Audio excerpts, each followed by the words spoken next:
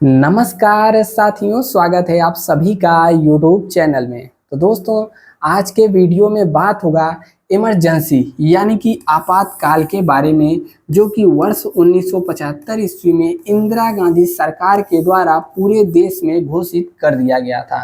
तो क्या था कारण इमरजेंसी लगाने का, उस दौरान देश में क्या क्या हुआ, उसके बाद क्या बदलाव हुए, चलिए सब कुछ जानते हैं इस वीडियो में। और वर्तमान में चर्चा में इसलिए आ गया है क्योंकि अभी हाल ही में भारत सरकार के द्वारा संविधान हत्या दिवस को घोषित किया गया है, जो कि 25 जून को मनाया जाएगा, ऐसा खबर आ चुका है। देखिए, हर एक जानकारी स्टेप बाय स्टेप जानेंगे, बस आप बने रहिए वीडियो में। देखिए, भारत का राजपत्र यानी कि गजट ऑफ इंडिया में खबर प्रकाशित हो चुकी है और इसमें लिखा गया है कि भारत के लोगों को भारत के संविधान और भारत के मजबूत लोकतंत्र पर क्या है, दृढ़ विश्वास है। इसलिए भारत सरकार ने आपातकाल की अवधि के दौरान सत्ता का घोर दुरुपयोग का सामना और संघर्ष करने वाले सभी लोगों को श्रद्धांजलि देने के लिए 25 जून को संविधान हत्या दिवस मनाए जाने का क्या हुआ है, यहाँ पर दिवस घोषित किया गया है। दिवस क्या है, 25 जून। 25 जून को ही क्यों चुना गया, क्योंकि इसी दिन आपातकाल लागू हुआ था, इसी दिन से। देखिए, इसकी जानकारी अमित शाह जी के द्वारा ट्विटर हैंडल पर, जो कि अब एक्स के नाम से जाना जाता है, उस पर भी दे दिया गया है। देखिए, भले ही इमरजेंसी लगा 1975 ईस्वी में, लेकिन एक बैग नहीं लगाया गया है। इसके पीछे भी कुछ कारण था, पृष्ठभूमि बनती आ रही थी। क्या था कारण? सत्ता को बचाने के लिए इमरजेंसी लगाया गया।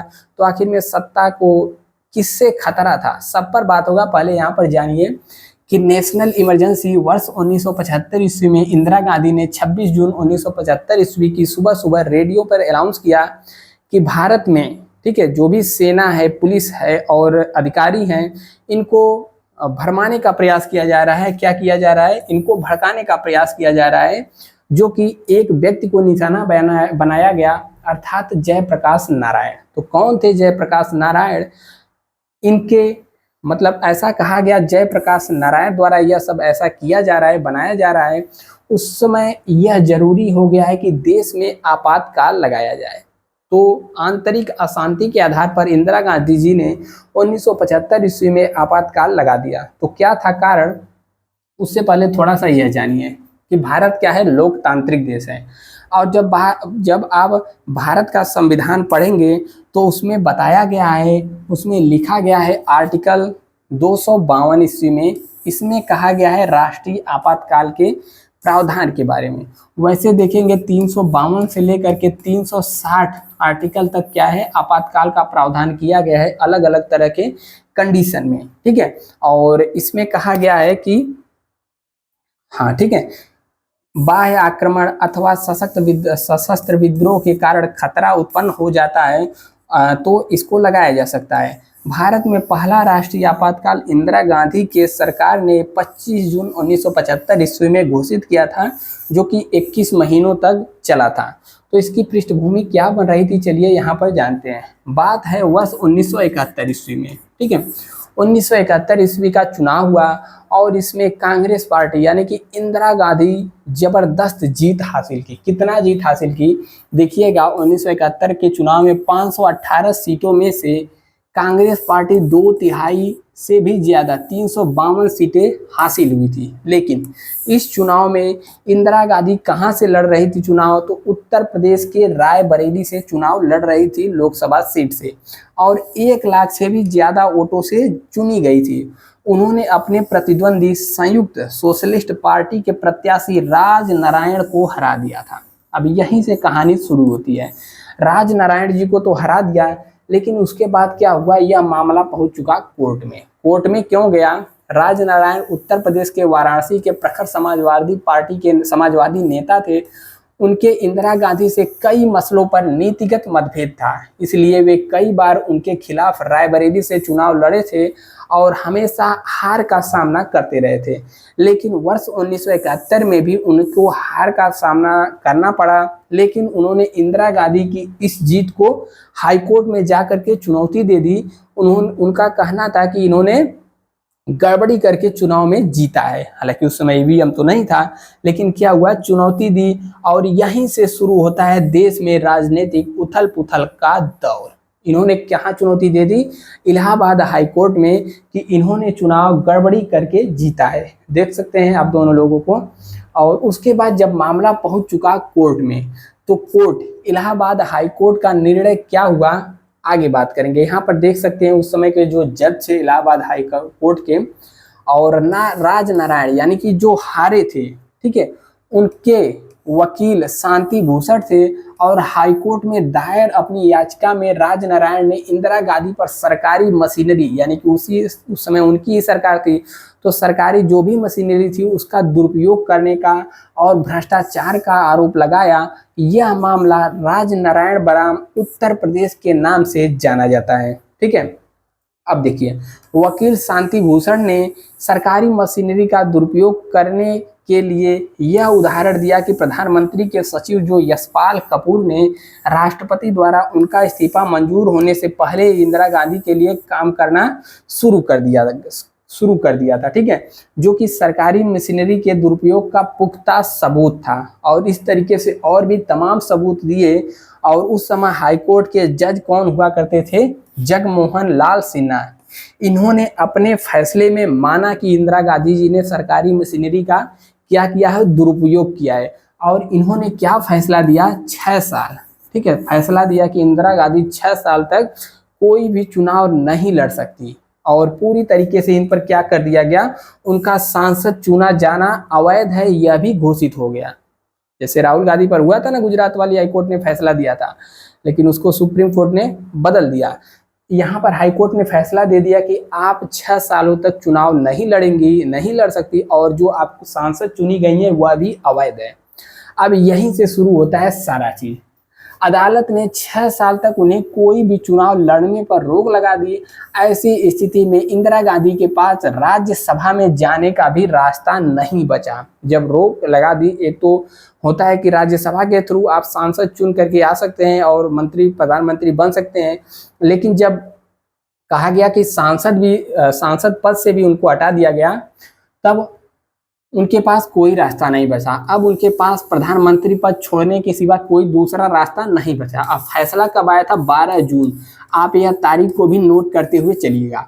अब जब इंदिरा गांधी के पास यह फैसला पहुंचा, इनको 3 हफ्ते का समय भी दिया गया। इसी बीच इन्होंने क्या किया, चली गई सुप्रीम कोर्ट। हाई कोर्ट जब भी कोई फैसला देता है उसके खिलाफ आप अपील सुप्रीम कोर्ट यानी कि सर्वोच्च न्यायालय में कर सकते हैं। ठीक है, तो इंदिरा गांधी 3 हफ्तों का यहाँ पर समय दिया था। जस्टिस जगमोहन लाल सिन्हा के फैसले से सुप्रीम कोर्ट में चुनौती इसको दे दी गई। और इंदिरा गांधी के ने जस्टिस जगमोहन लाल सिन्हा के फैसले को सुप्रीम कोर्ट में चुनौती दी, जहां सिर्फ यह राहत मिली कि उन्हें प्रधानमंत्री पद पर बने रहने की अनुमति दे दी गई। ठीक है, क्या कर दिया गया, सुप्रीम कोर्ट ने फैसले को निरस्त करते हुए इनको प्रधानमंत्री पद पर बने रहने की अनुमति दे दी। लेकिन अंतिम फैसला अभी नहीं था, अंतिम फैसला आना था। और इनको सांसद के रूप में मतदान कर भी नहीं सकती थी। तो प्रधानमंत्री तो बन सकती थी, लेकिन अभी आखिरी फैसला आना बाकी था। अब देखिए, हाई कोर्ट ने इनको सुना दिया और सुप्रीम कोर्ट से भी राहत नहीं मिली, तो क्या आया, इनको अपनी पूरी बेइज्जती पूरे भारत भर में इनकी एक तरीके से किरकिरी होने लगी कि आप कैसी प्रधानमंत्री जो कि ऐसा कुछ कर रही हैं, आपके पास आपके लिए दोनों कोर्ट ऐसे फैसले सुना रहे हैं। अब ऐसे में समस्या का हल करने के प्रयास हुए थे। ठीक है, उस समय इंदिरा गांधी की बहुत बढ़िया इमेज थी। कहा जाता था उस समय इंदिरा इज इंडिया, यानी कि Indira is India, India is Indira, यानी कि इंदिरा गांधी ही भारत है और भारत ही इंडिया है। ठीक है, उस समय ऐसा माहौल था। ऐसे माहौल में इंदिरा गांधी जी के होते किसी और को प्रधानमंत्री कैसे बनाया जा सकता था। ठीक है, और इंदिरा गांधी जब ऐसा हो गया कि आप प्रधानमंत्री पद भी नहीं रह सकती, तो ऐसा होने लगा पार्टी में कि प्रधानमंत्री पद किसी और को दे दिया जाए। ठीक है, इस संकट के समय कांग्रेस के तत्कालीन अध्यक्ष डी.के. बरुआ ने इंदिरा गांधी को सुझाव दिया कि वह अंतिम फैसला आने तक कांग्रेस के अध्यक्ष बन जाएं और पद को त्याग दें प्रधानमंत्री। अब देखिए, पत्रकार इंदर मल्होत्रा के अनुसार जब प्रधानमंत्री आवास पर यह चर्चा चल रही थी कि प्रधानमंत्री पद से इस्तीफा दें और अध्यक्ष ही बने रहे। उस समय संजय गांधी जो कि इनके सुपुत्र हैं वह आए और अपनी माताजी से क्या कहें कि आप प्रधानमंत्री पद से इस्तीफा मत देना, नहीं तो जो बन जाएगा फिर हटेगा नहीं। तो इन दोनों लोग में काफी चर्चा हुई और यह निर्णय लिया गया कि प्रधानमंत्री इंदिरा गांधी ही बनी रहेंगी। जब ऐसा कुछ हुआ तभी लोगों को शक जाने लगा कि कुछ ना कुछ बहुत ही भारी गड़बड़ होने वाला है। ठीक है, अब देखिए इंदिरा गांधी अपने बेटे के तर्कों से सहमत हो गई और उन्होंने तय किया कि इस्तीफा देने के बजाय 3 हफ्तों में फैमिली किमली माहौल का फायदा उठाते हुए फैसला सुप्रीम कोर्ट को चुनौती देंगी। इस केस की सुनवाई जस्टिस वी.आर. कृष्णा अय्यर ने की थी। जज ने अपने फैसले में कहा था कि इलाहाबाद हाई कोर्ट के फैसले पर पूर्ण रोक नहीं लगाएंगे। सुप्रीम कोर्ट ने इंदिरा गांधी को प्रधानमंत्री रहने की अनुमति तो दी थी, लेकिन अंतिम फैसला आने तक यहाँ पर इनको रोक दिया था। अब यहाँ पर एंट्री होती है जयप्रकाश नारायण की। तो जयप्रकाश नारायण उस समय एक बहुत ही बेहतरीन कद्दावर नेता हुआ करते थे। स्टूडेंट हो गए, सभी नौजवान युवा हो गए, सभी इनसे प्रेरित रहा करते थे। उस समय इन्होंने क्या किया, देखिए हाई कोर्ट ने भी इनको नकार दिया कि आप नहीं बनी रह सकती। तो इस समय इन्होंने क्या किया, इन्होंने एक तरीके से एक आंदोलन शुरू किया और कोर्ट की उठापटक के बीच बिहार गुजरात के कांग्रेस के खिलाफ छात्रों को आंदोलन भी उग्र हो रहा था। और बिहार में इस आंदोलन को कौन हवा दे रहे थे, जयप्रकाश नारायण। आप एक बार बताइएगा जयप्रकाश नारायण को किस उपनाम से जाना जाता है, नीचे कमेंट करना है। सुप्रीम कोर्ट के फैसले के अगले दिन यानी कि 25 जून, सुप्रीम कोर्ट फैसला कब दिया था, 24 जून, हाई कोर्ट कब दिया था, 12 जून को। ठीक है, और जब सुप्रीम कोर्ट गई तो सुप्रीम कोर्ट 24 जून को फैसला दिया। उसके अगले ही दिन 25 जून को दिल्ली के रामलीला मैदान में जयप्रकाश नारायण की रैली थी और जयप्रकाश नारायण ने इंदिरा गांधी के ऊपर देश में लोकतंत्र का गला घोटने का आरोप लगाया। और उस समय जो रामधारी सिंह दिनकर कवि थे उन्होंने भी एक पंक्तियां लिखी थी कि सिंहासन खाली करो कि जनता आती है का नारा भी बुलंद किया था। और भी बहुत सारे उस समय जो कवि थे अपनी अपनी रचना किए थे। अब उस समय देखिए जयप्रकाश नारायण ने विद्यार्थियों, सैनिक और पुलिस बलों से अपील किया कि वे लोग दमनकारी निरंकुश सरकार के आदेशों को न माने, क्योंकि कोर्ट ने क्या कर दिया है कि प्रधानमंत्री पद से इंदिरा गांधी को हटने के बोल दिया है, तो आप लोग दमनकारी नीतियों का पालन क्यों कर रहे हैं, किसी की बात न मानिए। ठीक है, ऐसा सब कुछ बोलते हुए रैली का आयोजन कहां पर किया गया था, दिल्ली के रामलीला मैदान में। ऐसे में इंदिरा गांधी के खिलाफ पूरे देश में जन आक्रोश बढ़ रहा था। इसमें छात्र और संपूर्ण विपक्ष एकजुट हो चुके थे और कोर्ट के आदेश से भी इंदिरा गांधी को बहुत ही करारा झटका लगा था, पूरी तरीके से पंगु बना दिया था। अब वह संसद में बैठ भी सकती थी लेकिन वोट तो नहीं डाल सकती थी। और क्या हुआ, इसके अलावा इंदिरा को लगा कि जयप्रकाश नारायण के आह्वान यानी कि जो 25 जून को रामलीला मैदान में रैली बुलाई गई थी, बहुत ही विशाल रैली थी। इंदिरा गांधी डर गई कि कहीं ना कहीं तख्ता पलट न हो जाए। आप यहाँ पर देख सकते हैं। फिर इसी बीच क्या हुआ, ऊपर दिए गए मतलब जो नीचे हमने हालात बताए में इंदिरा गांधी आपातकाल लगाने का सबसे बड़ा बहाना जयप्रकाश नारायण द्वारा बुलाया गया असहयोग आंदोलन था। तो सबसे बड़ा बहाना इन्होंने क्या दिया कि यह देश में अशांति होने वाली है, पूरी सबको भड़का रहे हैं, सत्ता पलटने वाली है। अशांति के आधार पर इन्होंने लगाए मतलब अभी लगाएंगी। और क्या इसका बहाना दिया कि असहयोग आंदोलन जो कि जयप्रकाश नारायण द्वारा किया जा रहा है, जेपी इनको भी कहा जाता है। इसी आधार पर इंदिरा गांधी ने 26 जून 1975 ईस्वी को अपने संदेश में कहा, फैसला कब यह सब हो गया था, 25 जून को ही हो गया था। और उस समय कौन जो राष्ट्रपति थे, फखरुद्दीन अली, सही है, ठीक है, वही थे। तो सुबह सुबह इंदिरा गांधी ने 26 जून 1975 को क्या अनाउंस किया कि देश में पूरी तरीके से आंतरिक अशांति आने वाली है, सभी अधिकारियों को, सभी पुलिसों को भड़काने का प्रयास किया जा रहा है। और इन सब का जिम्मेदार कौन है, एक ही व्यक्ति है जिसका नाम बनाया गया जयप्रकाश नारायण। इसलिए यह जरूरी हो गया है कि देश में हालात ठीक नहीं है, आपातकाल को लगाया जाए और पूरे देश में इमरजेंसी सुबह घोषणा करके थोप दिया गया था। लेकिन इसकी शुरुआत मतलब राष्ट्रपति के आदेश के बाद ही यह सब बनता है, तो रात्रि में यह सब काम कर लिया गया था। इस प्रकार देश में पहला राष्ट्रीय आपातकाल यानी कि first national emergency in India 25 जून 1975 को लागू किया गया था, जो कि 21 महीनों तक लगातार चलता रहा, अर्थात 21 मार्च 1977 तक चला था। उस समय देश में राष्ट्रपति, हाँ देखिए, फखरुद्दीन अली अहमद थे राष्ट्रपति, उन्होंने सिग्नेचर किया था 25 जून को रात्रि में, और 26 जून को यहाँ पर अनाउंस हुआ।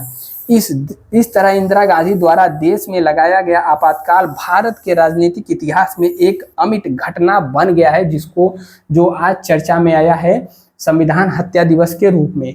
देखिए उस समय क्या क्या हुआ था आप देखेंगे।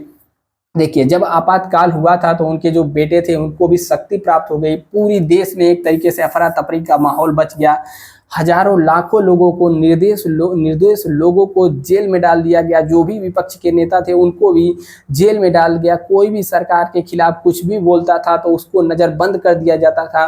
और उसी दौरान एक यहाँ पर चला था मोमेंट नसबंदी का। आपातकाल सिर्फ इंदिरा गांधी नहीं बल्कि उनके बेटे संजय गांधी को भी असीम ताकत दे दी थी। उन्होंने परिवार नियोजन के नाम पर नसबंदियां करना शुरू कर दिया। उस दौर जब उस 1975 का था, दादा बाबा वो लोग बताते हैं कि जबरदस्ती पुलिस गांव से पकड़ ले जाती थी। जिसका शादी हुआ तो समझ में आता है, जिसका शादी नहीं हुआ है, 18 प्लस लोग हैं, जबरदस्ती उठा करके ले जा करके नसबंदी करा देती थी। ठीक है, किसके लिए? कि जनसंख्या नियंत्रण में रहे। और उस दौर में यदि कोई होगा तो पूछिएगा कि लोग भाग भाग कर जा कर के खेत में, रहर में या फिर और कई जगह छिप जाते थे कि हमको कोई पुलिस उठा न ले जाए।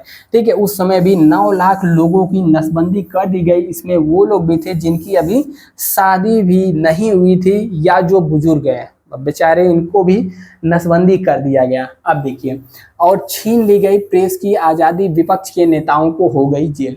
कोई भी जो प्रिंट मीडिया था या फिर कोई भी मीडिया था सरकार के खिलाफ बोल नहीं सकता था, सबकी आज़ादी को छीन लिया गया था। वह दौर काला था, काला दौर था जब सरकार के तमाम विपक्षी नेताओं को गिरफ्तार किया गया, प्रेस पर सेंसरशिप लगाई गई, नागरिक स्वतंत्रताओं को सीमित किया गया। आरएसएस समेत 24 संगठनों पर पूरी तरीके से बैन लगा दिया। इसके अलावा इंदिरा गांधी की सरकार ने देश में व्यापक सामाजिक और आर्थिक सुधारों की शुरुआत भी की, और 42वां संविधान संशोधन, जिसको मिनी कॉन्स्टिट्यूशन कहा जाता है, काफ़ी ज़्यादा संविधान संशोधन भी लगातार हुए। और जो लोकसभा थी 5 साल से कार्यकाल 6 वर्ष कर दिया गया। इसके अलावा भी बहुत सारा कुछ बदलाव किया गया। अब देखिए यहाँ पर इमरजेंसी का देश के राजनीति पर क्या असर पड़ा। तो इमरजेंसी लागू करने के करीब 2 साल बाद इंदिरा गांधी ने अपने पक्ष के विरोध में लहर तेज होती देख लोकसभा भंग कर नए सिरे से चुनाव कराने की सिफारिश कर दी। हालांकि यह फैसला उनकी पार्टी के लिए और घातक साबित हुआ और करारा हार का सामना करना पड़ा। इसके बाद क्या हुई, जनता पार्टी जो कि इनके विपक्ष की थी, बहुमत में आई और यहाँ पर सत्ता परिवर्तन हुआ। प्रधानमंत्री वही बने मोरारजी देसाई, और संसद में कांग्रेस सदस्यों की संख्या 50 से घट करके 50 नहीं भैया, संख्या 50 से घटकर 100, यहाँ पर आंकड़ा थोड़ा सा कुछ मिसप्रिंट है। ठीक है, इनकी संख्या क्या हुई, काफ़ी घट गई। और 30 साल बाद देश में कोई गैर कांग्रेसी सरकार बनी, सत्ता परिवर्तन हुआ पहली बार। तो यह थी पूरी इमरजेंसी की कहानी। बाकी इस चैनल पे नए हैं तो दोस्त सब्सक्राइब वाला बटन भी जरूर दबाइएगा। वीडियो कैसा लगा नीचे कमेंट करिए, और दोस्तों तक शेयर भी करना है। प्लेलिस्ट वाले बटन पर आप जाएंगे तो यहाँ पर बहुत सारी ऐसे ही समसामयिक जो भी मुद्दे रहते हैं वीडियो आता रहता है। मिलते हैं नेक्स्ट वीडियो में। जय हिंद। वीडियो को लाइक करके चैनल को सब्सक्राइब करके ही जाना है। जय हिंद।